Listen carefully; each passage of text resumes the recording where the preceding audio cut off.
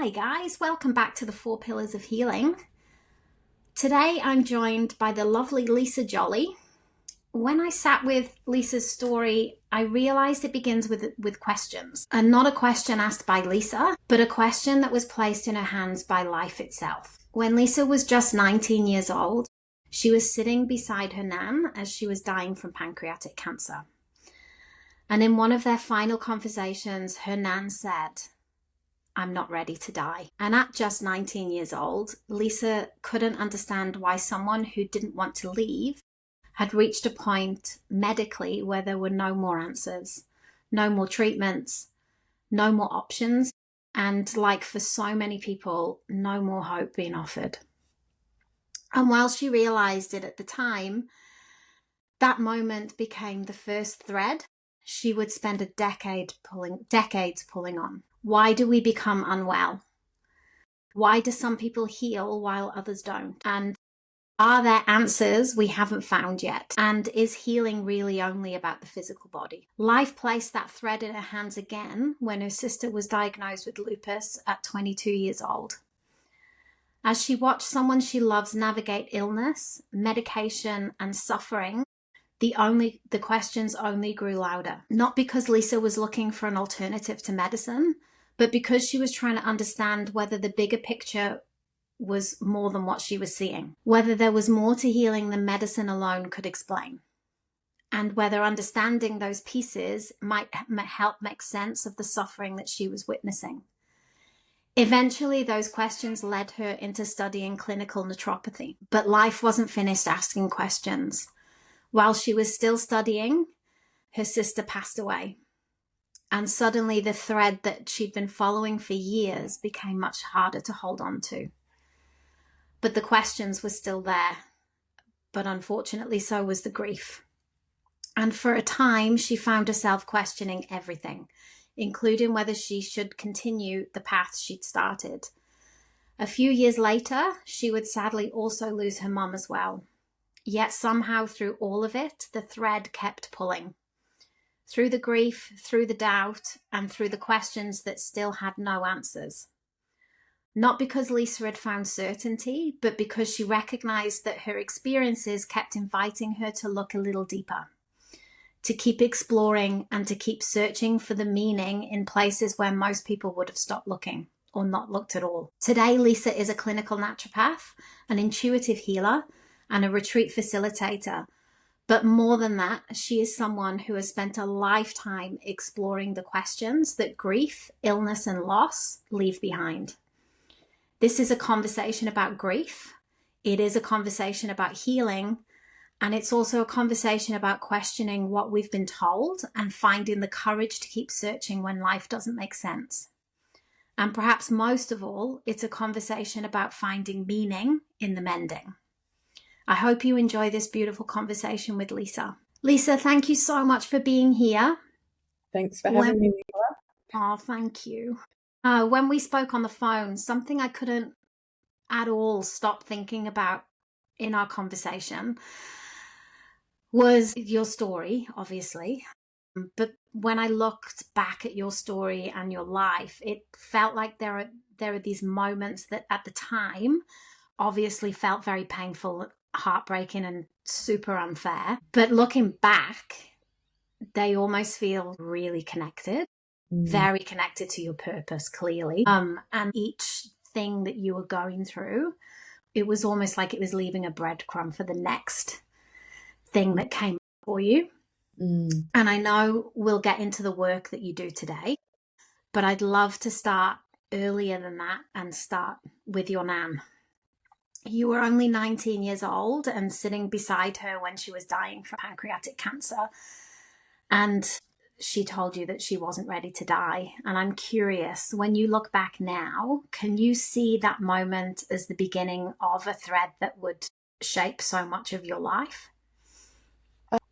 Absolutely. I think some big seeds were planted then, whether I knew it or not. The feeling of wanting to do something for someone but not knowing how is really challenging for anyone that's been through something like that. I'm sure they can relate. And also the pain of witnessing someone, I guess, not wanting to die, not feeling ready to die. But, we had the medical professionals basically saying, there's nothing more we can do. Yeah. So, yeah, there was a lot of shock around that as well, and a difficulty understanding that that's possible, that there's nothing more you can do. So, yeah, there was a real mix of emotions, I'd say, Yeah. frustration, shock, confusion, Yeah. pain at watching someone, that scenario of feeling like they're having their life taken away from them when they're not ready for that to be the case. Mm-hmm. Yeah, it was horrible. It was very painful. Yeah. Do you think that was the first time you realized that there might be limitations to what we understand about healing? Yeah, possibly. I mean, definitely I saw a huge flaw in this system that was supposed to provide healthcare, treatment, cure. Yeah. This system that I probably did fully trust at that point in my life Yeah. wasn't able to do that. And Yeah. so, yeah, it was definitely an eye opener. Yeah. Yeah, And do you think your nan realized that she was handing you something in that moment?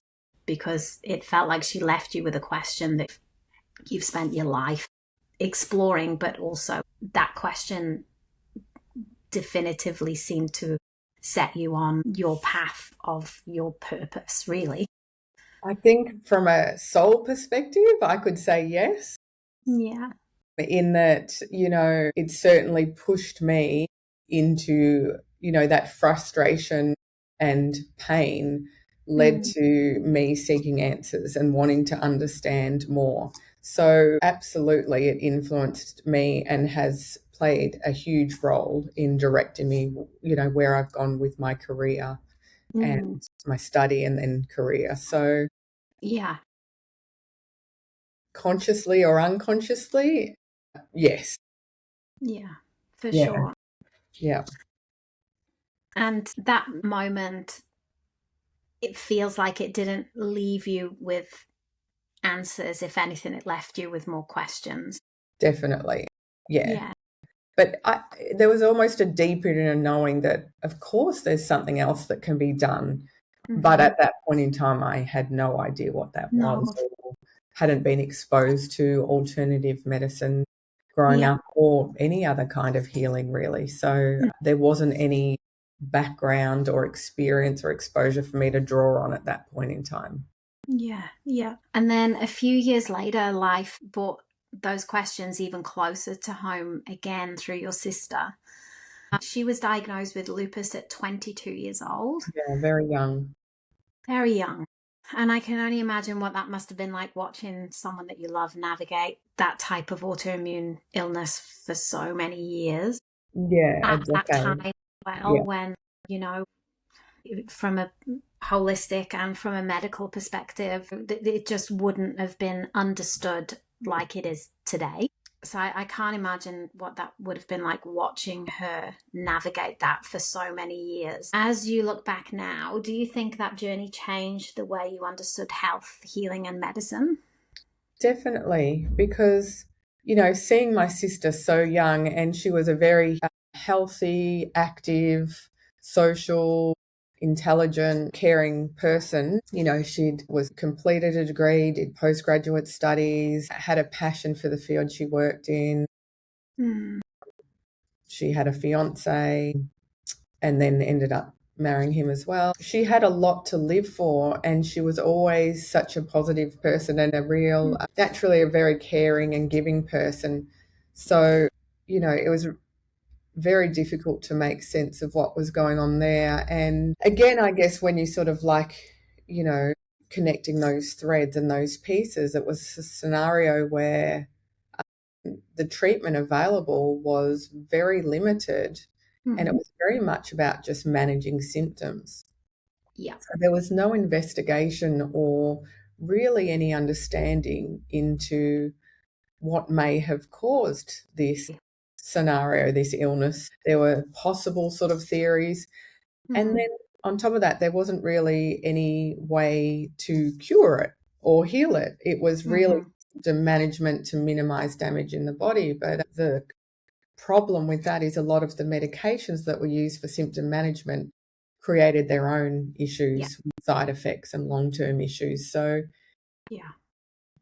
kind of solving one problem, I'm not sure if I'd call it solving it, managing one problem Band and one problem. creating another, band-aiding. And yeah, that was, again, that frustration, I think, of no one delving into why this is happening or understanding why my sister was going through this and actually having some tools to heal her.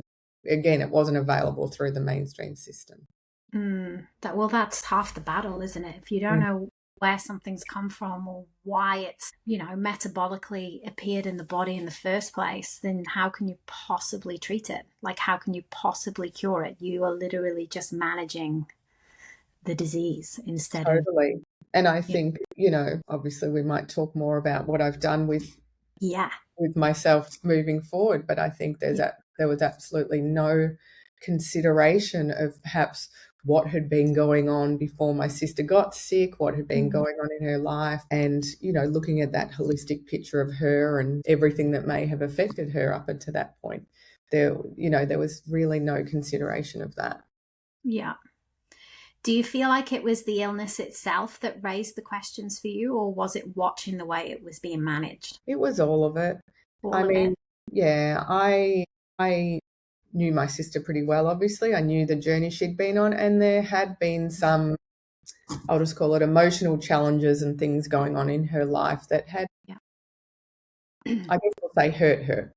And that happened before she got sick. So, Mm, as much as I didn't really probably understand connections then, I was still seeing, oh, this happened. yeah. And yeah, and then I guess that, oh, we're still using the same treatment as we did 30 years ago for this condition is a bit like, what? How can that be? Yeah. Surely we've gotten somewhere with Yeah. understanding this disease process to Mm. a point where we might have more options, but that wasn't the case then. Yeah, it's crazy, hey? Listening to you talk about, especially as well when we had our conversation on the phone, your sister's illness wasn't just part of your personal story. It very much was the beginning of your professional journey as well. You were studying and you were searching and trying to understand and doing your studies while she was going through her illness. I had a marketing degree back originally Yeah, after straight out of high school. I did a yeah, marketing degree, but it was actually, I lived overseas for a few years, and when I came back, I'd relied on my Lonely Planet guides to travel, do my backpacking travel back in the day. Only those of a certain age will remember those. The thick, heavy books that you carried around to work out where to go and how to get there and yeah. where to stay. That was like your plane reading. It was. I prepped my whole trip with those Lonely Planet guides. And I Absolutely. did, in those Lonely Planet guides, I did a fair bit of travel through Asia, and I'd read Mm, about, using herbal medicine in various countries for certain ailments. And that had planted a seed in my head as well, like, wow, you can use plants to treat yeah. was parasites and things like that. So Mhm. there was a little seed planted from reading those guides, but not knowing it was all going to, that was going to be part of my future career. But so I think that, and then, yeah, I got back from traveling overseas, and it wasn't long after I got back that my sister got diagnosed, and Mm, I started studying naturopathy not long after, really hoping to find answers that would help my sister. mhm. That was my main driving force at that time. I think there was an absolute natural curiosity with learning more about Yeah, understanding health, illness, how to create wellness. yeah, But yeah, so there were, I guess, overlapping of various things that yeah, I pursued an interest in that area through yeah, through the Bachelor of Health Science. Yeah. yeah. And you were studying at night because I remember you telling me it took you, was it 8 years It to, is part-time yeah, because, yeah, I was working part-time. yeah, I had 2 children along the way. So juggling a few yeah, balls. yeah, Definitely, I would say I was pretty close to burnout at that stage of mm, my life. yeah, yeah. It's not Yeah, as, and then my sister was sick obviously as well, so mm, sort of going, well, then she'd have a flare up and might get hospitalized. So it was a bit of a up and down journey. There were times where she was going really well in that decade, and then there were other times that the lupus would flare up, Yeah. and the doctors would very often have trouble understanding why it had happened or how to control it. So there was always so much unknown, really. Yeah. So it was. So, yeah, because it was during your studying that, no amount of study could prepare you for, because before you'd even finished that chapter of your journey professionally, your sister sadly passed away from lupus. Yeah. Try not to get too upset going No, back to that stage. But sorry.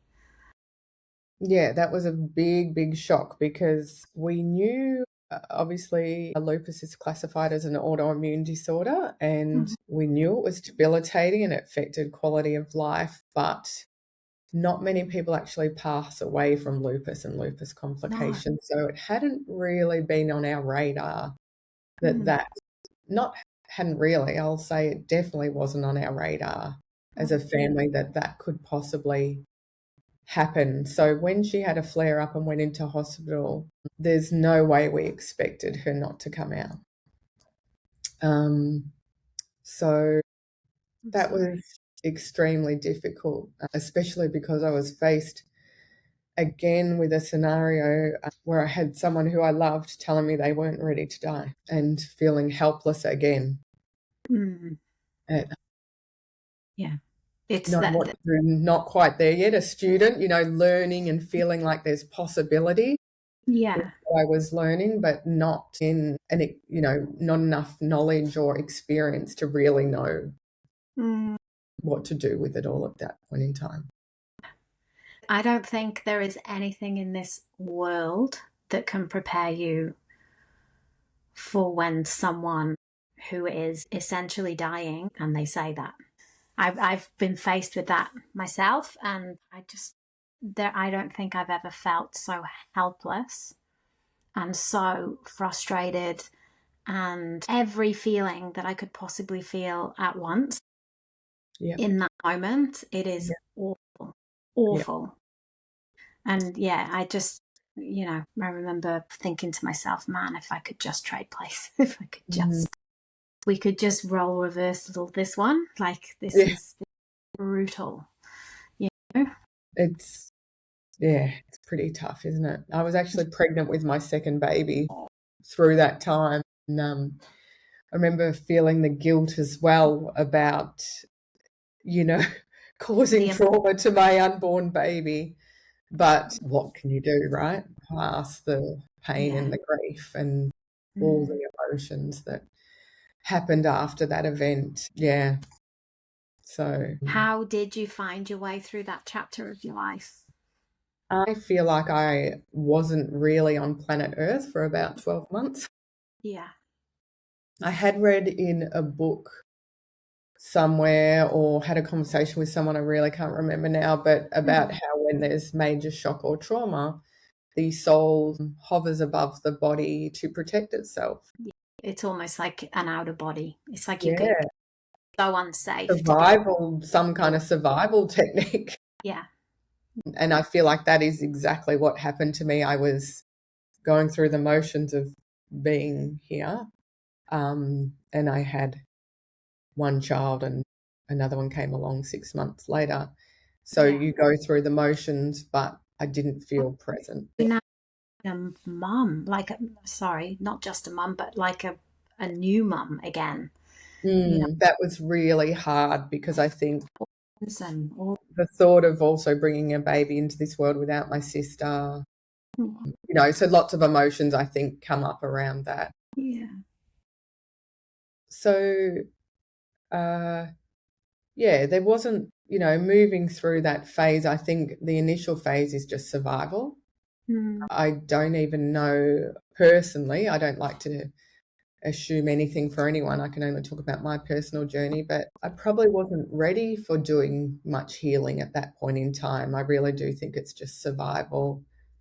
And I think I remember having some good friends bring meals round and sit with me and, there was a lot of gratitude for that sort of thing, even if I probably couldn't express it at the time. Yeah. Yeah. Yeah, it was. Oh, It was raw, that stage, and I think the next stage for me was probably then trying to make some kind of sense of it. yeah. And Absolutely. yeah, it's which has pushed me down other journeys. And I think, finding meaning in life and, understanding why a good person who's contributing amazingly to this world was taken so early when she didn't want to leave. And actually, a friend of mine recommended a book, Journey of Souls. I don't know if you've read that one. Michael Who's Newton. the author? Michael Newton.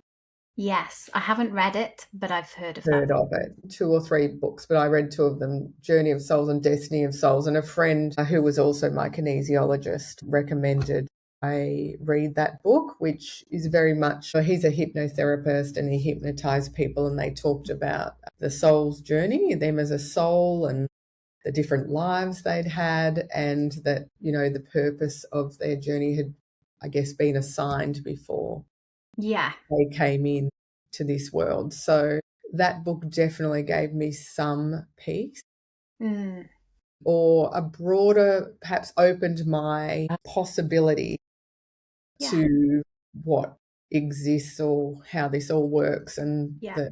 the potential bigger picture of it all, I think. So I yeah. feel like when, certainly in my case, personally, I lost my husband who was 42 from brain cancer. And I think when you lose someone who's younger than what you would expect, Mm, we all kind of go through life thinking that we're going to get to a certain age, and when that doesn't happen for someone who's close to us, it definitely, for me personally, felt like I was already on that journey, but it really deepened my want for understanding what's beyond the 3D world. yep, yep, That there has to be more meaning to why we are here, because how is it fair that mm, some people, get to go all the way through and live a beautifully long life, and then there's other people and children that mm, just don't get to experience that. yep, And for me personally, there was just this distinct thirst for wanting to understand they can't just die. Like yep, that just doesn't, yep, that's not even in my realm of understanding, yep. like there has to be more. And it definitely seems for you that going through the grief with your sister, you were obviously already asking questions from your nan, and then throughout your sister's diagnosis and her journey with lupus. But grief definitely, it seemed to change the questions that you were asking. Yeah, I think it went even deeper and deeper, Yeah, yeah, understanding this whole journey and, like I said, trying to make some kind of sense of it. yeah. And I think, naturopathy was wonderful and insightful, and I learned so much about the complexity of our amazing body and Yeah. how all the systems work together, and also the power of nutritional and herbal medicine to heal so many physical ailments and contribute to just overall better functioning Mm, of the body, optimizing, I guess, our health. yeah. So the naturopathy was definitely huge for me, learning to understand all of that in depth. Mm, And then, I explored, probably just not intentionally, but it's just like that, looking for answers. I really started mm, exploring prior my sister's death, after my sister's death, and I'm still exploring. yeah. Yep. Absolutely. And I think grief comes in, as we all know, it comes in waves, and you kind of just moving with one wave and then another one hits. But for you, it wasn't just grief. It's the loss and the impact of grief just kept coming for you, Mm. and a few years later, after you lost your sister, you also lost your mum. Yeah, 3 years later, Mum passed away from multiple myeloma cancer. So Pretty much as soon as my sister passed away, my mum was diagnosed. In fact, mum was diagnosed just before my sister passed away. So then it was 3 years of sort of going through different but similar journey of someone not being well and the treatment process and, the questioning and the pain of Yeah. seeing someone you love going through all of that. And in my case, obviously, the desire, the drive to find answers, look beyond the surface. Yeah. Mm. Yeah. There definitely comes a point where grief stops. It almost stops being a single event and it becomes a season in your life. Mm. You look back. Yeah. And when you look back at that period now, how do you think those losses changed you? I think it changes you in so many different ways, I think. In some ways it builds resilience because it's like, well, I went through that most painful thing and I'm still here. So not much else can hurt me, Yeah. That's not quite true.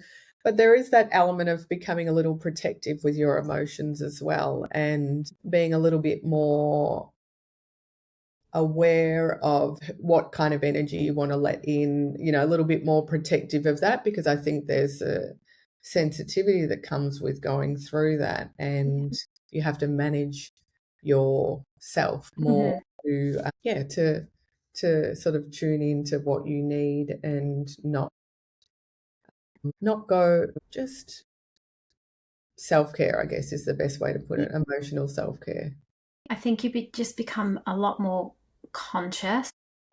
There's so much weight to grief, and grief is every emotion that you could possibly feel in your body, and you feel it at once. Yeah. Like we walk around everyday life in a normal season of our lives where, we might experience 1 or 2 or 3 feelings at once, but grief is like every emotion that you could possibly feel in your body. And that's why it becomes so overwhelming, and it almost pushes you out of your body because it's just too overwhelming to be there. Yeah. And as you said, it comes in waves. You think you might be doing okay, and then You something feel can trigger a memory, and and it can be hard again to just be alive, and then you think you're doing okay. Yeah. It's definitely a bit of a roller coaster. It's a roller coaster. Absolutely. Something I've noticed both in my life and in the lives of many people that I've spoken to is grief changes us in ways that we could never have imagined before the event. Not all of them are welcome, and not all of them are easy. Yeah. But sometimes, amongst all the things that grief takes, it also reveals the parts of us that we didn't know that were there in the first place. And I think that's a gift. That's such a gift that grief can give us. So what matters to you now that perhaps didn't matter to you before? I think, that significant scenario that I was faced with a few times of people not being ready to die. Yeah.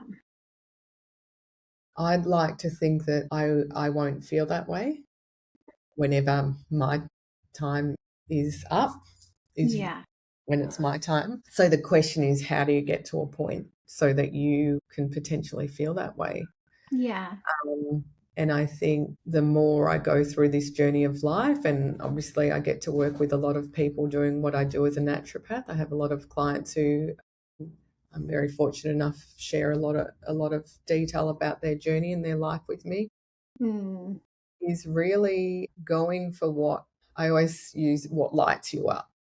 Yes. What intrigues you, what you'd love, what interests you. I think that's a cue and an indicator of where you're supposed to be heading in life. So I think in terms of what I've learned is like listening to those callings and following them, having the courage to follow through on them, because you're getting the ping, I sometimes call it, the calling, the Peter Parker tingle. That one, the synchronicity, the whatever, those things happen, and you just need to be open and receptive to listen and hear them and then follow through on them. Yeah. I think that's going to increase your chances of getting to the end of your life and feeling like potentially you're ready for that, whatever happens next. Yeah. Yeah. And maybe 20 years ago, when I started really on my personal healing journey, it really resonated with Wayne Dyer. And I remember him telling a story. I don't want to say the name because I don't want to say it wrong, but it was Ivan Ishkanov, maybe. And he had a very wealthy man, very astute life, but hated his wife his whole life, like hated his wife. And he got to the end of his life, and on his deathbed he said, what if it's all been wrong? And then he died. And I remember listening to Wayne reflect on that story, because it's a true story, and him saying, you cannot, the worst thing that you can do in your life is get to the end of your life, whenever that is, and lay there and think to yourself, man, I could have done that differently. Or, like it's all the things that you choose not to do in your life through fear or circumstances or whatever it is, to then get to the end and go, fuck, like that, I should have done that differently. And I remember listening to him speak, and I was like, man, that's never happening to me. I'm It's never like doing that. It's like I say, getting that yes, Yes. but saying no. Yes. Absolutely. That's where I think you could potentially hold a lot of regret. Yeah, absolutely. It's very obvious that what you've gone through, it's not just obviously changed your purpose. It didn't change your purpose. It brought you to your purpose. That thread from sitting with your nan that continued through your sister's journey and then your mom's journey. And then, you've obviously listened to that little tingle. And it's changed, not only how you see health and wellness and medicine and illness, but it's also changed how you see people and how you hold space for people and how you understand healing. And I think that's where I'd love to go next. Because when people meet you today, they meet Lisa, the practitioner. Yes. But what they don't see is the journey that shaped Lisa to become the practitioner that they come and see. And one of the things that I find myself coming back to is, in anybody that I talk to, it's the idea of finding meaning in the mending, or purpose from the pain. And not because the pain's worth it, but because, and not because we choose it either. But sometimes, like I'm a big believer, even though I don't understand it, and I'm not sure we're actually meant to understand it in our 3D reality. But everything does happen for a reason. And even though we don't know what the reason is, when you have the gift of being able to look back and look at hindsight and reflect on the experiences that we've gone through in life, it definitely gave you your purpose. You are living and breathing your purpose. So when you look at the work you do today, do you think that a lot of it was shaped by your own grief journey? I would say definitely a combination of seeing my illness form, and then obviously my grief that came from the outcomes from those illnesses. And I think taking that step back and looking at the bigger picture, I was able to see that probably my nan, sister and mum, I can at least say I feel like a part of their illness was created from unprocessed emotional stuff, we'll just call it. And so I feel that was a contributing factor. Yeah.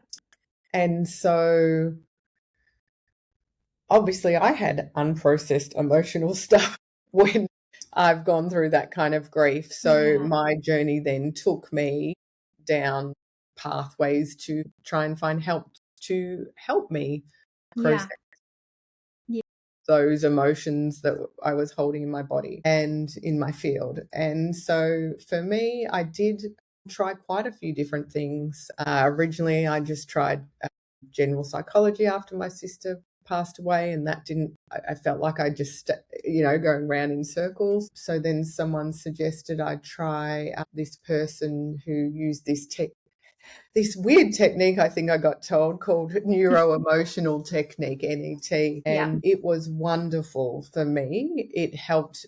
I felt like there was an immediate pulling out of the black hole.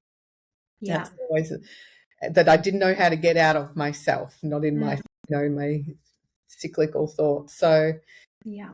I knew that as soon as I finished my degree, I was going to go and study that. So I did, because that helps find the stuck emotion in the body and bring it to the surface and allow the body to release it. So that was so helpful for me. So then I learnt it so I could help my clients. And I think the passion for wanting to help my mum and my sister, my nan, that I wasn't able to use for them comes through in my work and my clients whenever they're in front of me and they've got stuff that is stuck and I can often see what's playing a role in their presentation perhaps more than they can, probably like it was for the practitioner when they saw me. So I do love being able to help people release something they've been holding onto in their unconscious that they probably couldn't access without some help. Definitely. It's like anything that we go through in life. It doesn't matter what it is. Anything that makes us vibrationally feel a certain way, it's just another layer on top of another layer on top of another layer, and it kind of just keeps layering and layering and layering in your emotional field. And if you can't get to, the root of it because of all those layers, it's like anybody that suffers with anxiety. You ask, the worst question you can ask is, why are you anxious? They don't know. Yeah, and I love helping people find that out, or at least help their body release it. And so I think essentially, it started with the naturopathy, but then it's gone on and on. Neuro-emotional technique. I did Reiki 20 years ago. I've done training in shamanic work, and understanding health and healing from another level altogether. And I think my real passion now is passing on the tools and techniques and knowledge that I've learned to my clients so that they can become self-healers. It's like giving them the power to do it for themselves. I think originally it was like wanting to fix people so they didn't have to be sick and go through all of that. And now my passion really is about empowering people with the tools to heal themselves. Yeah, I just did a podcast with a lady called Terry MJ, and she's a medical intuitive, and that was like, for my own healing journey, that was a very big realization for me. I remember when I first went, Terry was probably one of the first people that I went to see, actually, maybe 15 years ago. Oh, wow. Yeah. And I just assumed that, you go and see anybody in a healing, for whether it's Reiki, whether it's, whatever it is. Yeah. And my naivety was very much, it's just going to be like going and seeing the psychologist, right? You go in, you talk about it, they do their thing, and then that's it. Like a few sessions of that, and I'm good to go. Yeah. But then I had the reality check that actually my healing is my responsibility. Yes. And as much as a practitioner can, quickly identify and guide, it ultimately still comes back to me. And I think that's where a lot of people do, like we explored it in that podcast, that, in my naivety, I'm sure there's other people that are out there that would assume going to see, especially in the world of energy healing, that you would just assume that it would be like going to talk therapy and it would be, a similar thing. But actually there was a lot of my own personal responsibility in my healing journey that when I was at the beginning of it, I didn't realize that actually that was my responsibility. And I think that's it. Like, it is a journey. And I do think, Mm, I very much meet people where they're at. And for some people, at the foundations of naturopathy, it could just be people starting to connect that what they eat might be affecting how they feel, at yeah. that very foundational level. And then they may not be ready to almost implement those techniques themselves and do the self-healing because, well, they could just be too anxious, too overwhelmed. And so then I see my role as sort of building them back up, Mm, obviously physically and emotionally, so that yeah. they're a bit stronger within themselves. And then I find then they might be ready to do step into their power a bit more and learn the techniques and practice them to do them for themselves. And I think that's how my work has kind of evolved, because that's kind of the journey I've found people have gone on, in that Yeah. they might come in for the physical help, they've got digestive issues or anxiety or burnout and sleep issues, etc. And Mhm. then when we work together a bit longer, we realize, or they might realize, I probably already realized, that there's more layers to it than just, take that supplement or eat this food and not that food. And Yeah. whilst those things are wonderful to build foundational health and can go a long way to making you feel better, so it can be a great starting point Yeah. to give you the clear headspace to then be a bit more proactive. And I think that's why it almost often starts with naturopathy for my Yeah. clients. Then we might do more of the mind body medicine stuff. And then I've had a lot of women then follow on and come on the retreats that have a bit more of a Emotional. emotional, energetic, spiritual aspects to Yeah. it, as well as the physical well-being. So, Yeah. and my programs there too. So I think people just, yeah, different Yeah. things that feel at different Exactly. times, and they're ready for different things. Yeah, It's what they're ready to face, and as well, isn't it? It's definitely. such a That's big part right. of. Yeah. And sometimes, I can see it. My clients they can see there's something in this. We might have done some mind body medicine together and they can feel a change, Yeah. but then there can still be this element of not being ready as Yeah. well. So, yeah, it's an interesting thing, just meeting people where they're at, and I think that's all you can do. That's Yeah. all you. Absolutely. As I've listened to you talk, what I keep in my mind, what I keep coming back to is that thread. Because Mm, Anne said that she wasn't ready to die. You couldn't have possibly known at 19 where that thread was going to lead you. mm, Um, and through your sister's illness, losing your mum, through all the grief and all your healing journey and becoming who you are today, and you're still following that thread. yes, Um, I and am. not necessarily because you found all the answers, because Mm, you've remained willing to keep asking the questions, which absolutely. is amazing. So it brings me to my final question. Mhm. If you could sit beside your 19-year-old self, so that version of you at 19 in that hospital room with your nan, knowing everything life was about to ask of her, what would you want her to know? Probably, you'll be okay. Yeah. This is part of your journey, Yeah. which I didn't really understand that concept at that point in Mhm. time. So, and I think, like I'd mentioned earlier, that perhaps can only come with life experience and going on the journey, but that sort of following what lights you up so that you feel hopefully ready and don't Yeah. have to say those words to anyone. Yeah. Absolutely. Absolutely. Thank you so much, Lisa. Thank you. Honestly, thank you for being so open. What I've loved the most about our conversation is it reminds us that healing isn't always about finding answers. And I Mm, think when you're in the thick of healing, it can feel very much like you're just constantly searching for answers all the time. And sometimes it's just learning how to live alongside the question. Yep, definitely. One foot in front of the other.